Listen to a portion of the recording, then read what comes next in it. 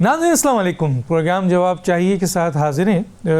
اس وقت ہمارے پاس جو گیسٹ ہیں ان سے تین گیسٹ ہیں، ان سے اہم ترین کچھ سوالات ہیں وہ کرنا چاہیں گے، خاص طور پر معیشت پہ اور پاکستان کی موجودہ اس وقت سیاست پہ. میرے ساتھ ہیں اس وقت جناب ڈاکٹر فاروق سلیم صاحب، ماہر معاشیات. آپ کا بہت شکریہ سر، آپ نے جوائن کیا. میرے ساتھ ہیں محمد الدرانی صاحب، سابق وفاقی وزیر، سینئر سیاستدان. آپ کا یہ بہت شکریہ سر، آپ نے جوائن کیا. میرے ساتھ ہیں دانیال عزیز صاحب، سابق وفاقی وزیر نجکاری، سابق چیئرمین نیشنل ریکنسٹریشن بیورو، سینئر سیاستدان. آپ کا یہ بہت شکریہ.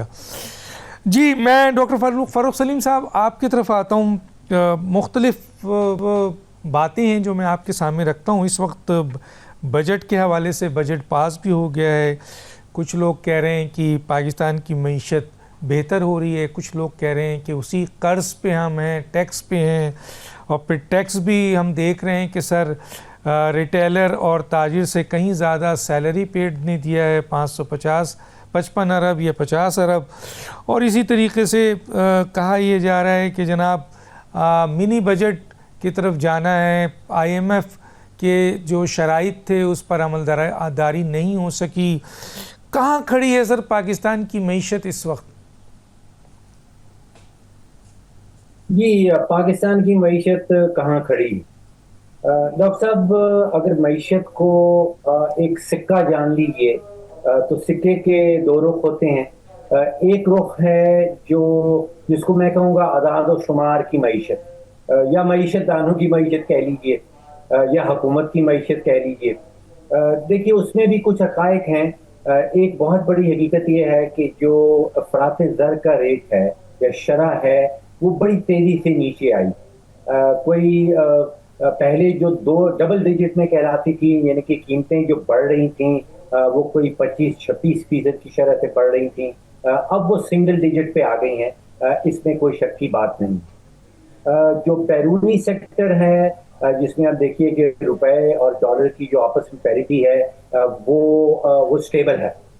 تو یہ کریڈٹ آپ سمجھیے کہ گورنمنٹ کو بنتا ہے، گورنمنٹ کو دینا چاہیے. اس کے علاوہ ریمیٹنسز جو ہیں باہر سے پیسے آیا کرتے تھے اس میں کافی تیزی سے اضافہ ہوا ہے. جو فورن ایکسچینج کے ریزروز ہیں اسٹیٹ بینک کے پاس وہ بہت تیزی سے بڑھے ہیں. دوسرا رخ جو ہے اسی سکے کا، اسی معیشت کے سکے کا، وہ ہے جو زندہ پاکستانی ہیں ان کی معیشت کا کیا حال ہے. یعنی کہ جو زندہ رہنے کی قیمت ہے پاکستان کے اندر اس کا کیا ہوا، یا یہ سمجھ لیجئے کہ جو معاشی بوجھ ہیں ہر پاکستانی کے اوپر اس کا کیا بنا.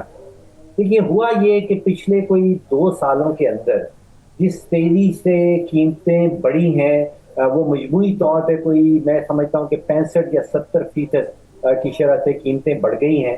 اور آپ کی میری عام پاکستانی کی جو تنخواہ ہے یا تو بڑی نہیں ہے اور یا پھر اس میں 5 سے 10-15% کا اضافہ آیا ہے. اب اس کا نتیجہ کیا ہوتا ہے؟ اس کا نتیجہ وہ ہے جو ورلڈ بینک آپ کو بتاتا ہے، اور وہ بھی ایک بہت بڑی حقیقت ہے. ورلڈ بینک یہ کہتا ہے کہ تقریباً 45% پاکستانی جو ہیں وہ شرح غربت سے نیچے چلے گئے.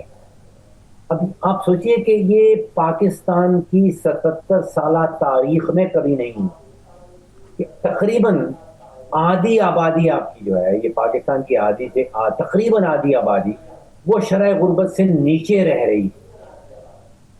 تو جو قوت خرید ہے عام پاکستانی کی اس کے نتیجے میں کہ 60-70% مجموعی طور پہ قیمتیں بڑھ گئیں اور تنخواہ نہیں بڑھی، تو قوت خرید کا آپ سمجھیے کہ میں کیا لفظ استعمال کروں کہ بیڑا غرق ہو گیا.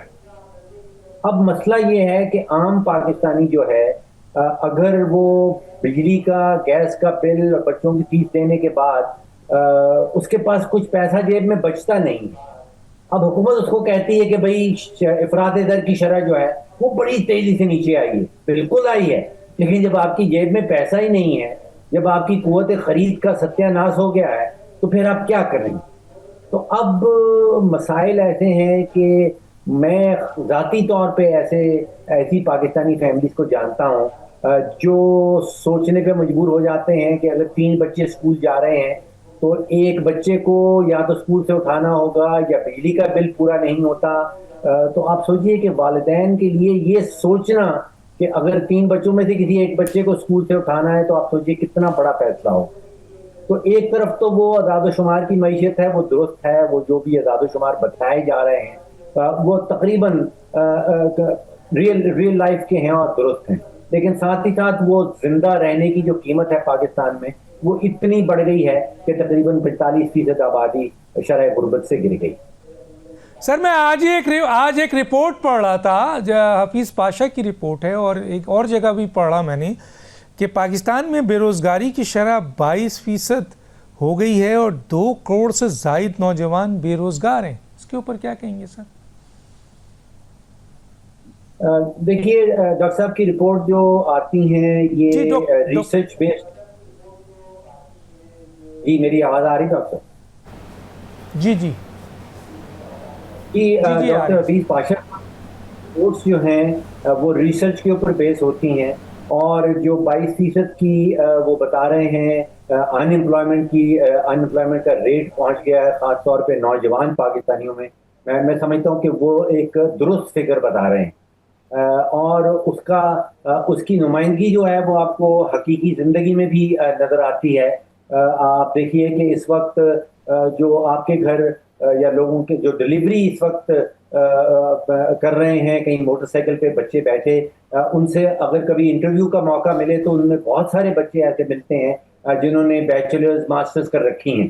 تو آپ سوچئے کہ اتنا پڑھنے پڑھانے کے بعد بھی ان کو نوکری نہیں مل رہی ہے, اور وہ مارے پھر رہے ہیں اور کوشش کر رہے ہیں کہ کسی قسم کی نوکری جو ان کو مل جاتی ہے کوئی 2-4 پیسے ہی بنانے کے قابل ہو جائے. تو ڈاکٹر صاحب یہ بتائیے کہ گورنمنٹ تو نوکری دے نہیں رہی ہے, پرائیویٹ سیکٹر میں بھی نوکری نظر نہیں آ رہی ہے, کیوں؟ دیکھیے گورنمنٹ کی یہ ذمہ داری نہیں ہے کہ اس نے نوکریاں دینی ہیں. گورنمنٹ کی ذمہ داری یہ ہے کہ اس نے ایسا ماحول پیدا کرنا ہے جس میں پرائیویٹ سیکٹر پھلے اور پھولے, اور جب پرائیویٹ سیکٹر ایکسپینڈ کرے گا تو پھر نتیجتاً وہاں پہ نوکریاں نکلیں گی. مسئلہ یہ ہو رہا ہے کہ جو بھی سیکٹر پھلنے پھولنے لگتا ہے, ایکسپینڈ کرنے لگتا ہے, اس کے اوپر گورنمنٹ ٹیکس لگا دیتی ہے. اب ای کامرس کا ایک سیکٹر ہے, پچھلے سال کوئی $4 بلین کی اس کا جو حجم ہے وہ بتایا جا رہا تھا, وہ پھیلنے لگا, وہ 6-7 بلین پہ جا رہا ہے, حکومت نے اس کے اوپر ٹیکس لگا دیا. سولر جو ہے وہ ایکسپینڈ کر رہا تھا, پھیل رہا تھا, اس کے اوپر حکومت نے ٹیکس لگا دیا. حکومت کی اپنی ضروریات جو ہیں, جو نتیجہ ہیں حکومت کی اپنی غلطیوں کا, حکومت کے اپنے نقصانات کا, ان کو پر کرنے کے لیے حکومت کو جو سیکٹر ایسا لگتا ہے کہ وہ ایکسپینڈ کر رہا ہے پرائیویٹ سیکٹر کے اندر اور شاید فیوچر میں پوٹینشلی نوکریاں پرووائڈ کر سکے گا, اس کے اوپر حکومت بھاگ کے ٹیکس لگا دیتی ہے, اور جب ٹیکس لگا دیتی ہے تو پھر وہ ایکسپینڈ کرنا بند کر دیتا ہے.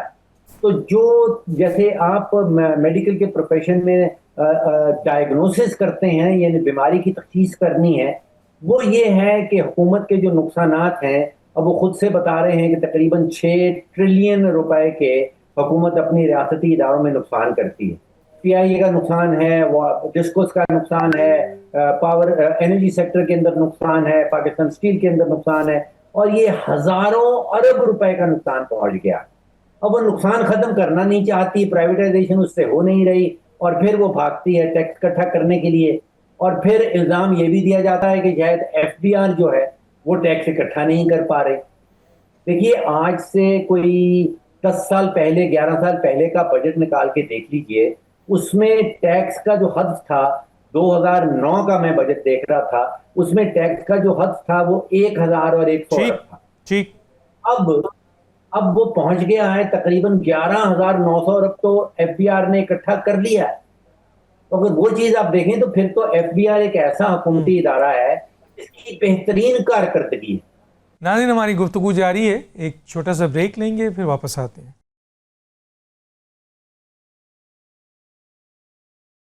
محمد حفیظ درانی صاحب, حکومتی جو اس وقت سیاست ہے ملک کی, اس کے اوپر 2 بہت اہم چیزیں سامنے آئی ہیں. ایک طرف محمود اچکزئی نے قومی حکومت بنانے کی بات کی ہے, وزیر اعظم کو مشورہ دیا ہے کہ قومی حکومت آپ بنائیں, حالانکہ ریزرو سیٹ کے بعد موجودہ اتحادی حکومت تو پارلیمنٹ میں 2/3 میجورٹی پہ چلی گئی ہے، بلکہ اس سے زیادہ ہو گئی ہے۔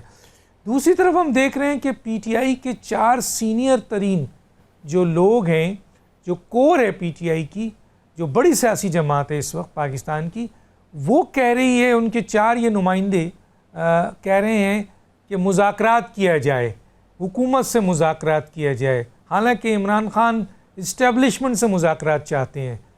کیسے دیکھتے ہیں سر آپ ان باتوں کو؟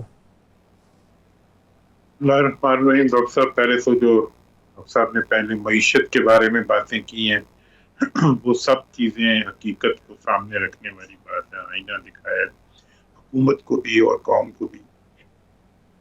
اب جہاں تک آپ کی جو بات ہے کہ حکومت جو ہے وہ اس وقت قومی حکومت کی باتیں آ رہی ہیں، یس پولیٹیکل ایشوز کی سیٹلمنٹ نہیں ہو رہی، تو میں سمجھتا ہوں کہ اس وقت قومی حکومت تو تب بنے گی نا جب منتخب حکومت ہوگی۔ اس وقت تو حکومت خود جو ہے وہ اپنے منتخب ہونے کی لیجیٹیمیسی بھی اس طرح نہیں رکھتی کہ عوام اس کو تسلیم کرتے۔ نمبر 1۔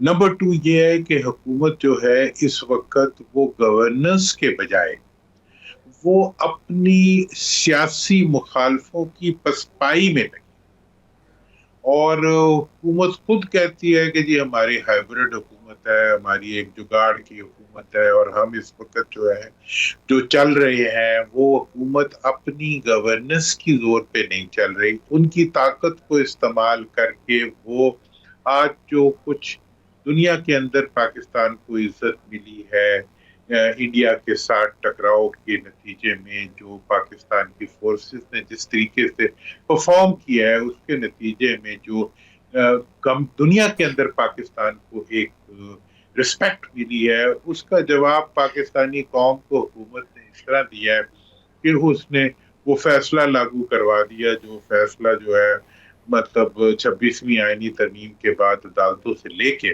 اس کے بعد وہ سیٹیں ہی ختم کروا دی جو کہ بحال کی گئی تھی۔ مطلب یہ ہے کہ اگر ایک طرف دنیا میں آپ کو عزت ملی تو آپ نے اپنی عوام کو اس کے مقابلے میں ذلت دی، انہیں مزید محکومی اور محرومی دی۔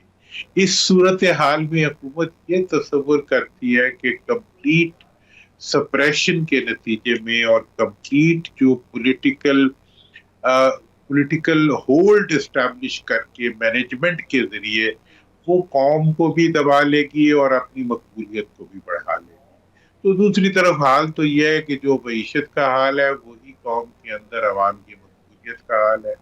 عوام جو ہیں وہ غربت کی وجہ سے پس رہے ہیں، لیکن جو اس وقت کے جتنی معاشی حالت کا دباؤ ہے عوام کے وہ تو کسی تحریک کا تقاضا کرتا ہے، لیکن جتنا حکومت کا دباؤ ہے عوام کے اوپر اس کے نتیجے میں عوام یا کوئی پولیٹیکل پارٹی جو ہے وہ اس پوزیشن میں نظر نہیں آتی کہ وہ کسی پبلک ری ایکشن کو روڈ پہ لا سکے یا اس کو کہیں باہر لا سکے، اور شاید اس وقت اس کا کوئی فائدہ بھی نہ ہو۔ تو اس صورتحال میں ہم جہاں پہ آج کھڑے ہیں وہ حکومت کے سب سے پہلے جس چیز کو ڈیمانڈ کرتا ہے وہ یہ ہے کہ حکومت تدبر کا ہاتھ پکڑتے ہوئے ریکنسیلیشن کے اقدامات کو، اپوزیشن نہیں ریکنسیلیشن کر سکتی، اپوزیشن ڈائلاگ نہیں کر سکتی، اور آج کی جو ڈاکٹر صاحب صورتحال ہے اس میں میں یہ محسوس کر رہا ہوں کہ بہت جلدی جو ہے وہ ایسے اقدامات شاید حکومت غلطیاں کر دے۔ کے پی کے اندر اگر حکومت جو ہے وہ 26ویں آئینی ترمیم کے جو کروانے والے تھے ان کو زبردستی حکومت میں لانے کی کوشش کرتی ہے، اگر حکومت جو ہے وہ مزید سپریشن پیدا کر کے اپنے ساتھ لوگوں کو چھانگا مانگا اور جو ماضی کے پی سی ہوٹل اور اس کی جو روایات تھی ہارس ٹریڈنگ کو دوبارہ زندہ کرتی ہے، تو اس کا مطلب یہ ہوگا کہ حکومت چاہ رہی ہے کہ وہ تاریخ کے پہیے کو دوبارہ پچھلی صدی میں لے جائے، مطلب 21ویں صدی کو 20ویں صدی میں لے جانے کے لیے مساق جمہوریت کی قبر کے اوپر جو ہے وہ پھول چڑھانے کے لیے اور مساق جمہوریت میں سے مساق آمریت نکالنے کے لیے جو ہے وہ تمام پارٹیاں جنہوں نے مساق جمہوریت پہ دستخط کیے تھے وہ آج مساق قتل جمہوریت کے اندر اپنا حصہ ڈال رہے ہیں۔ وہ کسی جمہوری رویے کو اور کسی جمہوری بیہیویئر کو آگے نہیں بڑھانا چاہ رہے. تو یہ جو صورتحال ہے اس کے نتیجے میں جس عمارت کو وہ کمزور کر رہے ہیں وہ پارلیمنٹ کی عمارت، اور پارلیمنٹ کی وہ عمارت ہے جس کے اندر حکومت بھی بیٹھی ہوئی ہے اور جس کے اندر اپوزیشن بھی بیٹھی ہوئی ہے. اگر یہ گرے گی خدا نہ خواستہ تو اس کے نیچے حکومت بھی آ جائے گی. اپوزیشن ہے تو بیچاری نے کیا آنا، وہ تو جہاں بھی ہے وہی رہے گی. تو اس وقت میری تو حکومت کو تجویز یہ ہے کہ وہ خدارا کسی معیشت دان کی بات سن لے، وہ کسی عوام کی بات سن لے، وہ کسی دانشور کی بات سن لے، وہ کسی کی تو بات سن لے اور کچھ کرنے کے لیے تیار ہو جائے، اور جھوٹ اور ذاتی مفاد اور بیرونی ممالک میں اپنی جائیدادوں کے بجائے وہ پاکستان کی مفاد اور پاکستان کے استحکام کے لیے اگر کچھ کرنے پہ تیار ہوگی تو یہی وہ چیز ہے جو حکومت کو سب سے زیادہ ڈیویڈنڈ بھی دے گی اور مستقبل کے لیے پاکستان کے لیے بھی کوئی اچھی صورت نکال سکے گی. ابھی کہیں کوئی روشنی فی الحال حکومتی رویے میں نظر نہیں آ رہی ہے. اچھا سر، میں آگے آپ سے وہی ایک سوال ریپیٹ کروں گا، لیکن میں پہلے چلا آتا ہوں دانیال عزیز صاحب کی طرف. دانیال عزیز صاحب، جو کئی سال پہلے حکومت کو ہم دیکھتے تھے کہ قرض اور ٹیکس پر حکومت چلا رہی ہے، آج بھی 80,000 ارب روپے ٹیکس ہو گیا ہے سر، اور جو آپ کے لون ہو گیا ہے سر، 80,000 ارب کا لون لے لیا ہے ہم نے، قرض لے لیا ہے. اور دوسری طرف جو ٹیکس ہے وہ اہم ترین اداروں پہ تو ہم نہیں لگا رہے ہیں، اشرافیہ پہ نہیں لگا رہے، ریئل اسٹیٹ پہ نہیں لگا رہے، زراعت کے انکم پہ نہیں لگا رہے، ٹریڈنگ پہ نہیں لگا رہے ہیں، سروسز سیکٹر پہ نہیں. وہ بیچارے سیلری پیڈ سروے جو ہیں انہوں نے جو ٹیکس دیا ہے سر 555 ارب روپے، حالانکہ ان کے مقابلے میں جو تاجر ہیں انہیں 62,000 اور ایکسپورٹر نے 180 ارب. اور یہ صورتحال ہے، اور یہ بھی سننے میں آ رہا ہے کہ اب سرمایہ کاری جو اسپیشل انویسٹمنٹ فیسیلیٹیشن کونسلز کے تحت اربوں روپے کی ڈالر کی MOU سائن ہوئے تھے، وہ تو ندارت نظر آ رہی ہے. اب مائکروسافٹ جیسا ادارہ بھی اب یہاں سے جا رہا ہے، حالانکہ حکومت نہیں مان رہی ہے. کیا کہتے ہیں سر؟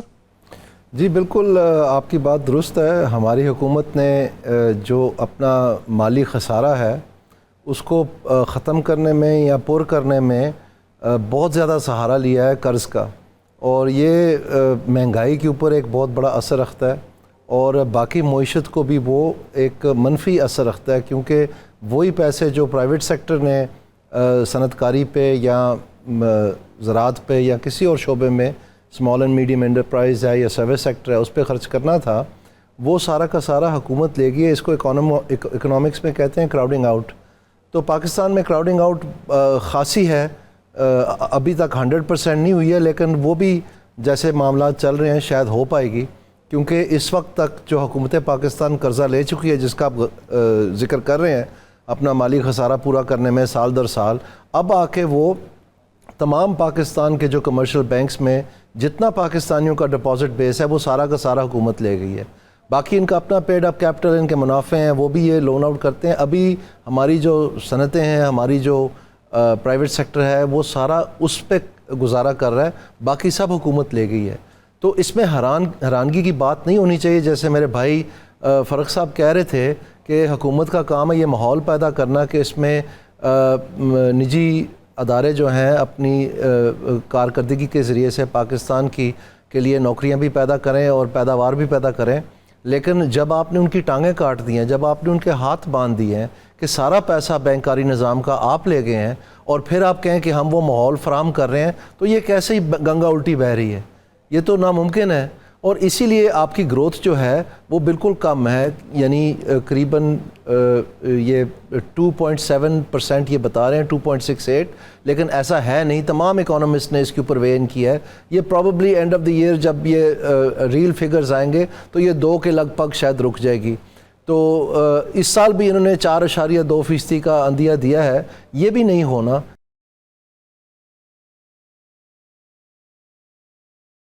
پاکستان کی گراس فکس کیپٹل فارمیشن جو ہے وہ 12% اوسطاً GDP کی ہے، اور باقی ممالک جو ہیں اس خطے میں اور پورے مڈل ایسٹ میں آپ دیکھ لیں وہ تو کہیں 25 پہ ہے، کوئی 22 پہ ہے، کوئی 23 پہ ہے. تو اس 12% کو آپ ہو ہی نہیں سکتا کہ آپ اپنا معاشی ترقی میں کوئی اضافہ کر جائیں جس پہ جو خاطر خواہ ہو. پاکستان کو صرف زندہ رہنے کے لیے 4 سے 5% گروتھ چاہیے، اور 6% پہ جا کے تھوڑا تھوڑا ماس ہمارے جسم پہ چڑھنا شروع ہوتا ہے. تو یہ جو ساؤتھ ایشیا کی ایوریج ہے، یہ تو کم از کم ہمارا ہدف ہونا چاہیے. تو ان کو تو کچھ سمجھ ہی نہیں ہے، اود پتنگ انہوں نے فگریں دی ہوئی ہیں ساروں نے اپنی اپنی. اگر آپ یہ اسٹیون ڈرکن پلان پڑھیں تو اس میں اور سارے انداز دیے ہوئے ہیں، فگر دی ہوئی ہے ایک ہی چیز کی. یعنی آپ یہ اندازہ لگا لیں، میں آپ کو ایک مثال دے دیتا ہوں. یہ جو tax to G D P ratio ہے جس کا آپ ذکر کر رہے ہیں اپنے سوال میں، اس میں اگر آپ دیکھیں اسٹیون ڈرکن کہتا ہے ہم 3 سال میں 13.7% پہ لے جائیں گے. جو اڑان پلان ہے وہ کہتا ہے ہم 5 سال میں 13.5% پہ لے کے جائیں گے. اور جو ورلڈ بینک پلان ہے وہ کہتا ہے کہ ہم 10 سال میں لے کے جائیں گے 13.5%. تو ان میں سے کون سا ہے؟ یہ جھوٹ اور فریب ہے سارا. ان کو یہ نہیں پتا کہ سر کس طرف ہے، پاؤں کس طرف ہے. اندھیرے میں یہ چھریاں مار رہے ہیں، اسٹیبنگ ان دا ڈارک. ان کو کچھ پتا نہیں ہے، اور اسی لیے آپ کی گروتھ جو ہے پرائیویٹ سیکٹر تو یہ تماشا دیکھ رہی ہے، وہ تو فینس سٹنگ کر رہی ہیں. میرے بھائی فاروق سلیم صاحب یہاں پر بیٹھے ہیں، یہ خود اس 2 ٹاسک فورسوں کے ممبر رہے ہیں، مجھے ذاتی علم ہے اس بات کا. اور یہ اس ٹاسک فورس نمبر 1 بنی، اس کی رپورٹ آئی، پھر دوسری ٹاسک فورس بنا دی، اس کی رپورٹ آئی، پھر بھی نہیں رضامند ہوئے. پھر اسٹیون ڈرکن صاحب کو آکسفورڈ سے منگوایا کہ آپ بتائیں اس میں کیا ہے. پھر انہوں نے بتایا کہ جی بالکل صحیح ہے. پھر 14 اگست کو اناؤنس ہونا تھا، پھر انہوں نے کہا نہیں یار کو بھیج دیں، وہ بھی ریویو کر لیں. یعنی یہ فیصلہ کر ہی نہیں پاتے. تو پھر کیا ہونا ہے یہاں پر؟ باقی ان کو جہاں زبردستی ہوتا ہے، آئی ایم ایف کا ڈیڈ لائن ہے، وہاں یہ سائن کر لیتے ہیں. ٹھیک، بس ٹھیک ہے. میں آگے چل کے بات کرتا ہوں. میں ذرا فاروق سلیم صاحب کی طرف دوبارہ آتا ہوں. ڈاکٹر صاحب مجھے یہ بتائیے گا کہ یہ جو مائکروسافٹ پاکستان سے چلا گیا، ایک نیوز ہے، اس کے اوپر حکومت کا کچھ اور پوائنٹ آف ویو ہے، لیکن دوسرے ذرائع کہتے ہیں کہ جی مائکروسافٹ چلا گیا. تو یہاں تو ہم اسپیشل انویسٹمنٹ فیسیلیٹیشن کونسلز کے ذریعے اربوں ڈالرز کی سرمایہ کاری کے بارے میں ہم نے ایم یو سائن کیے ہیں. حکومت وقت بہت بڑی بڑی لوگوں کو لے کر وزٹ کیا ہے. پاکستان کی عوام کا ٹیکس کا پیسہ ان دوروں میں خرچ ہوا ہے، اور پھر بہت بڑے بڑے نامی گرامی لوگ پاکستان میں بھی آئے ہیں، اور یہاں بڑی بڑی میٹنگز ہوئی ہیں، بڑے دن ٹھہرے ہیں، اس میں بھی پاکستان کے عوام کے ٹیکس کے پیسے لگے ہیں. لیکن سننے میں آیا ہے کہ اسپیشل انویسٹمنٹ فیسیلیٹیشن کونسلز کے ذریعے جو اربوں ڈالرز کی انویسٹمنٹ تھی وہ نظر نہیں آ رہی ہے. اب آپ بتائیں گے کہ کتنی ہے. دوسرا سی پیک کا جو نو کمرشل زون تھا وہاں ہم کہاں کھڑے ہیں سر؟ اس پہ ذرا سا آپ ہمیں ذرا بتائیے سر کہ اصل حقیقت کیا ہے. ڈاکٹر صاحب 2-4 سوال چھپے ہیں آپ کے ایک سوال کے اندر.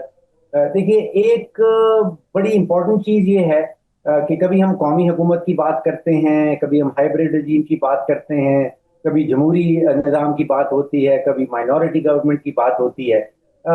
سائنس میں یہ ہے کہ جو رجیم ٹائپ ہے، یعنی کہ کس قسم کی حکومت ہوگی آپ کی، اس کا معاشی ترقی سے کوئی ڈائریکٹ تعلق نہیں. معاشی ترقی کا ڈائریکٹ تعلق جو ہے وہ اکنامک پالیسی سے ہے. تو آپ کے پاس چاہے قومی حکومت آئے، چاہے جمہوری حکومت آئے، چاہے مائنورٹی حکومت آئے، چاہے ہائیبریڈ رجیم ہو، دیکھنا یہ ہے کہ پالیسی کیا ہے.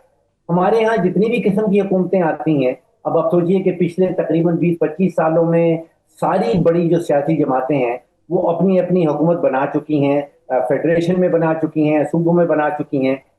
پالیسی جو ہے وہ غائب تھی. تو پالیسی غائب ہے تو آپ جس مرضی قسم کی حکومت بنا لیں، اگر پالیسی غائب ہے تو پھر معاشی ترقی نہیں ہو پائے. اچھا، دوسرا ایشو یہ ہے، آپ نے مائکروسافٹ کا ذکر کیا، یہ بہت بڑا ریڈ فلیگ بن جاتا ہے. جو بنیادی ایشو ہے، آپ دیکھیے کہ پاکستان میں کوئی شخص بھی پاکستان میں آ کے ایک کارپوریشن یا کارپوریٹ اینٹی کیوں رجسٹر کروانا چاہے گا، کیوں یہاں پہ کمپنی بنائے گا؟ پاکستان کا جو کارپوریٹ کا ٹیکس ریٹ ہے وہ دنیا کا بلند ترین ٹیکس ریٹ. مجھے دنیا میں ایک ملک ملا ہے، وہ روس ہے افریقہ کے اندر، جس کا کارپوریٹ ٹیکس ریٹ پاکستان سے زیادہ ہے. باقی دنیا میں اور کوئی ایسا ملک نہیں. اب سوچئے کہ اگر آپ پاکستان میں ایک کمپنی رجسٹر کروائیں اور آپ 100 روپیہ منافع کماتے ہیں سال کے بعد، اس پہ 29% تو سیدھا سیدھا کارپوریٹ انکم ٹیکس ہے. پھر اس کے اوپر 10% جو ہے وہ سپر ٹیکس لگا دیا جاتا ہے. پھر اس کے اوپر 6% جو ہے وہ امپلائیز کا ٹیکس ویلفیئر ٹیکس لگا دیا جاتا ہے.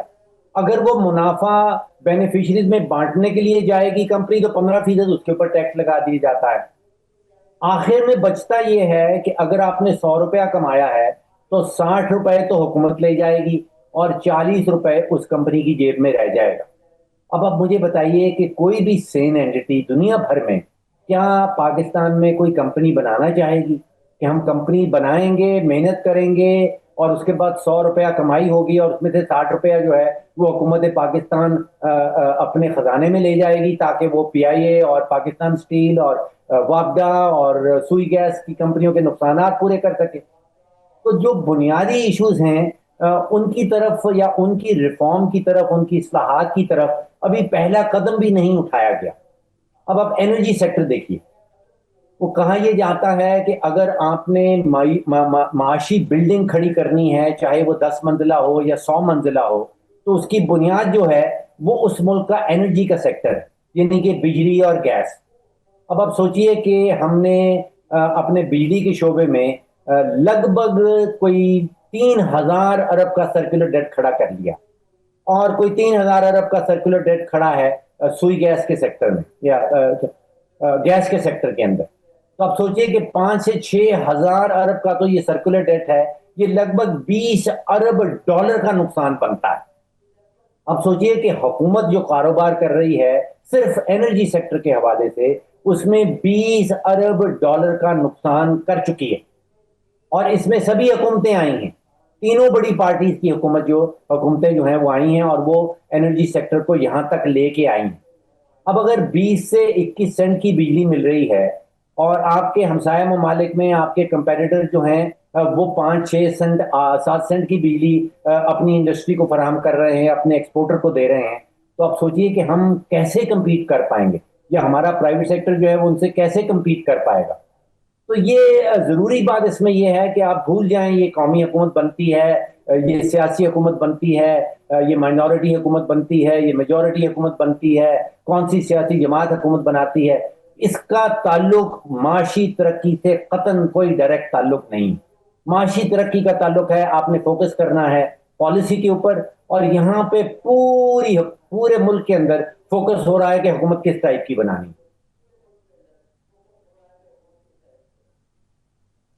ٹھیک ہے سر, بہت شکریہ. میں محمد علی درانی صاحب کی طرف آتا ہوں. محمد علی درانی صاحب, مجھے یہ بتائیں سر کہ یہ ایک بڑا ڈیولپمنٹ کہا جا رہا ہے کہ پاکستان کی سب سے بڑی سیاسی جماعت جو پی ٹی آئی ہے, اس کے 4 کور کے ممبران جو میں نے سوال رکھا تھا, جن میں یاسمین راشد بھی ہیں, عمر سرفراز چیمہ صاحب بھی ہیں, محمود رشید بھی ہیں, شاہ محمود قریشی بھی ہیں, وہ کہتے ہیں کہ حکومت سے مذاکرات کیا جائے, جبکہ عمران خان جو اصل طاقت ہیں, جن کی پاپولرٹی ہے, عوام جن کے ساتھ کھڑی ہے, وہ یہ کہتے ہیں کہ اسٹیبلشمنٹ سے مذاکرات کیے جائیں.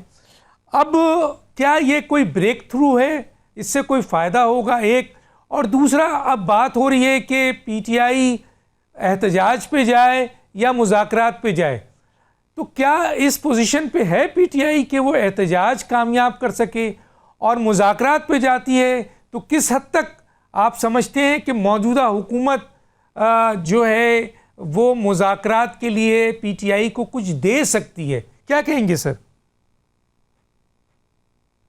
ڈاکٹر صاحب, آپ نے کرکس آف دا پالیٹکس بیان کر دیا کہ جی پی ٹی آئی مذاکرات چاہتی ہے, اسٹیبلشمنٹ سے چاہتی ہے یا اس سے چاہتی ہے, فوج سے, حکومت سے چاہتی ہے. ڈاکٹر صاحب, یہاں مسئلہ جو ہے, ابھی فاروق سلیم صاحب نے بھی بات کی, انہوں نے اکنامک پالیسی کی بات کی. مجھے یہ بتائیں کہ میرا جو سوال ہے وہ سب سے وہ یہ ہے کہ پالیسی کون بناتا ہے, مذاکرات کا فیصلہ کون کرتا ہے, ملک کی معاملات کو چلاتا کون ہے؟ وہ چلاتی ہے حکومت. اور اس وقت حکومت کے تحت چلنے والا کوئی ایسا سرکاری ادارہ نہیں ہے, اسٹیل مل سے لے کے پی آئی اے سے لے کے, جو بے شمار خسارہ نہ کرے. پاکستان کے اندر بیٹھے ہوئے حکمرانوں کی غیر ملکی جائیدادیں بڑھ رہی ہیں, اور پاکستان کا جو ملک کا ایسٹ ہے وہ دن بدن کم ہو رہا ہے. दो इदारे हैं जो पार्लियामेंट के अंडर ही चल रहे हैं, एक आपकी फौज है और एक आपकी सियासत है। फौज जो है वो उसी पार्लियामेंट के अंदर चलते हुए जो है वो दुनिया के लिए और इंडिया के लिए एक चैलेंज बनी, और एक हुकूमत है जिसके पास मईशत और तमाम महकमे हैं। वो आज तक पाकिस्तान को ना गवर्नेंस दे सकी है, ना पाकिस्तान को fair and free election they सकी है, ना पाकिस्तान को वो पॉलिसीज दे सकी है जिनके नतीजे के अंदर पाकिस्तान दुनिया के अंदर सर उठा के चल सके। वो तो एक एयरलाइन को भी नहीं चला सके जिसको कि जो दुनिया की बेस्ट एयरलाइन थी। अब जो लोग कॉन्स्टेंटली नॉन परफॉर्मर्स हों, जो खानदान कॉन्स्टेंटली नॉन परफॉर्मर्स हों, जिन्होंने अपनी जो सियासत है उसको बिल्कुल मरूसियत के तहत चला दिया हो, उनसे हम क्या एक्सपेक्ट कर सकते हैं? ये तो मेरा पहला सवाल है। दूसरी बात जो आपने फरमाई कि पीटीआई और हुकूमत के दरमियान मुज़ाकरात और इसके नतीजे में क्या निकले, कौन सी हुकूमत और कौन से मुज़ाकरात? डॉक्टर साहब, हुकूमत तो इस वक्त जो है वो सिर्फ और सिर्फ दो काम कर रही है। एक हुकूमत जो है वो ताबेदारी करती है और दूसरी हुकूमत ये करती है कि अपने ज़ाती मफादात के लिए काम करे। बाकी हुकूमत पूरी की पूरी जो है वो छोटे छोटे पैटी इंटरेस्ट्स और अपने सियासी गैर मुंतखब सियासी इख्तियार को बढ़ाने के लिए, क्योंकि ये जमहूरियत को भी नहीं मानते और ये मईशत को भी नहीं मानते, ये किसी सिस्टम को नहीं मानते और ना ये किसी सिस्टम के साथ चल सकते। लिहाजा ऐसी सूरत हाल में अब इमरान खान साहब के साथ जो डायलॉग का इस वक्त का एक फरवर क्रिएट किया जा रहा है, वो खुद PMLN वाले खुद ही कर रहे हैं मियां साहब को लाइन लाइट में लाने के लिए। कहा जा रहा है कि जी ज़रदारी साहब को रुखसत करने का प्लान है, तो उसके लिए जो है मियां साहब की तैयारी के लिए ये इस सारी चीज को इनिशिएट किया जा रहा है। और उससे आगे बढ़ते हुए ये भी एक प्रोपेगेंडा साथ ही शुरू कर दिया गया है ताकि उसको जो है डाइल्यूट किया जा सके कि जी फील्ड मार्शल साहब को सदर बनाने की प्लानिंग हो रही है। इस किस्म की मुझे कोई प्लानिंग नजर नहीं आती कि इस किस्म का कोई इदारा ये कदम उठाएगा जो इदारा अपने इलाके में परफॉर्म कर रहा है। लेकिन अब मैं ये देख रहा हूँ कि ये दोबारा हॉर्स ट्रेडिंग शुरू करना चाह रहे हैं, ये दोबारा मुल्क के अंदर जो है सियासी खरीदो फरोख्त का बाजार गर्म करना चाह रहे हैं। ये दहशत गर्दी का मुकाबला करने के लिए गवर्नेंस को इम्प्रूव करने की बजाय ये अपनी सियासी डिस्टॉर्शन को इम्प्रूव कर रहे हैं। और इस सब चीज के नतीजे में जहां पर हम सरहदों पे पाकिस्तान की आवाम और पाकिस्तान के इदारे हाथ में हाथ डाल के खड़े हो जाते हैं, दुश्मन को पसपा कर देते हैं, दहशतगर्दी से जब लड़ने का मौका आता है तो उस वक्त ये मुल्क के अंदर सियासी तफरका डाल देते हैं। ये अब दिन ब दिन पाकिस्तान के अंदर ये अच्छा सर, मोहम्मद अली दुरानी साहब, मोहम्मद अली दुरानी साहब आपके स्टेटमेंट से आपके स्टेटमेंट से बात मैं रखना चाहता हूं। मोहम्मद अली दुरानी साहब, मैं सर एक सवाल करना चाह रहा हूं आप ही के जुमले से कि सर अगर हुकूमत जो मौजूदा है उसको अपोजिशन नहीं मानती, अवाम नहीं मानती, मैं एक बात कह रहा हूं, मसलन कहते हैं 17 सीट के ऊपर हुकूमत कर रहे हैं नून लीग, 27 सीट के ऊपर सारे आईनी ओहदे पीपल्स पार्टी के पास हैं जो दुनिया की तारीख में या पाकिस्तान की तारीख में नहीं मिलती। रेफरेंडम का फैसला हुआ तो मैंने उन्हें कहा कि रेफरेंडम करने के बजाय आपके लिए बेहतर है कि आप यही ऑर्डर अपने हाथ से लिख के लगा दें, तो उसको आवाम ज्यादा एहतराम देंगे। तो मैं इस वक्त ये समझ रहा हूँ, हमें तो छोड़ दें दानिया, आपको छोड़ दें, हम अब तो सच्ची बात है इन लोगों के अमाल देख के और जो इंटरम गवर्नमेंट्स आई हैं उनकी परफॉर्मेंस देख के अब तो दिल करता है कि 60% जवानों में से निकल के इस मुल्क के बल्दियाती इदारों को मुंतखब किया जाए, उनमें से जो लोग आए उन्हें हुकूमत दे दें कम से कम उनका, और हर उस बंदे पे बैन लगा दें इलेक्शन लड़ने के ऊपर जिसकी जायदाद या जिसके खानदान की जायदादें मुल्क से बाहर। ये वो तरीका है जिसके जरिए आप जमहूरियत को हमें सिस्टम के अंदर इन्वॉल्व रखना पड़ेगा, तभी हम आगे। ठीक है, मैं आता हूं जनाब दानियाल अजीज साहब। दानियाल अजीज साहब, इस पे कोई कमेंट्स करना चाहें तो करें, लेकिन सर ये भी बताइए बिहार की इस्लाहात का क्या हुआ, प्राइवेटाइजेशन का क्या हुआ, और ये जो कहा जा रहा है डिजिटल ट्रांजैक्शंस, कहते हैं कि जी मईशत को अब डॉक्यूमेंटेड करने जा रहे हैं, तो ये हुकूमत का बहुत अच्छा इक़दाम है सर। جی میں سمجھتا ہوں کہ ڈیجیٹلائزیشن کوئی نئی بات نہیں ہے. آج سے کوئی تقریباً 20 برس پہلے ایک